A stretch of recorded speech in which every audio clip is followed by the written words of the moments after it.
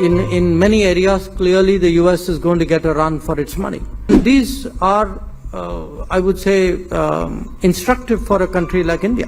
Right now is at 25 and 25%, a 50% tariff, and that is what right now we are negotiating. It has to be an understanding where our bottom lines, our red lines are respected.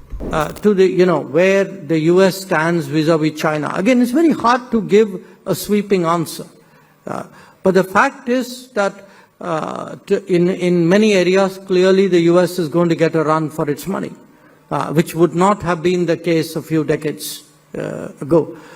And these are, I would say, instructive for a country like India, which is, how do you build those deeper strengths? How do you create a workforce, the startup culture, the entrepreneurship, the institutions, really to look at imbibing, absorbing, and creating technology.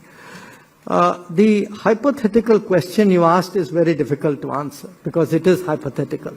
I think I deal in a world of realities, and my reality right now is at 25 and 25%, a 50% tariff, and that is what right now we are negotiating.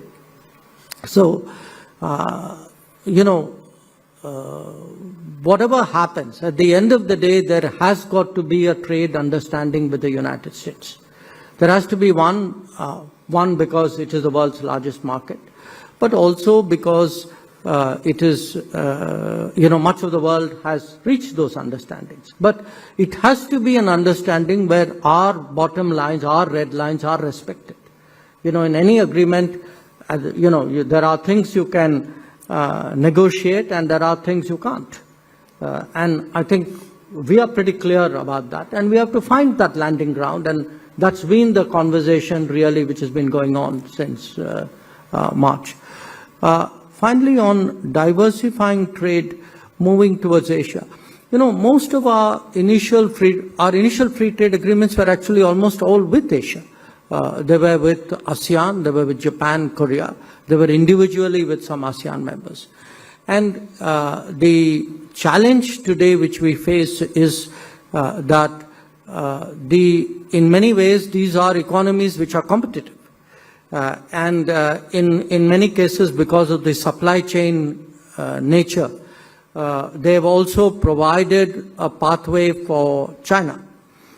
So I would very honestly say our focus should be on FTAs with economies that are not competitive, where there is really a deep, sustainable, predictable, and real market economy at work.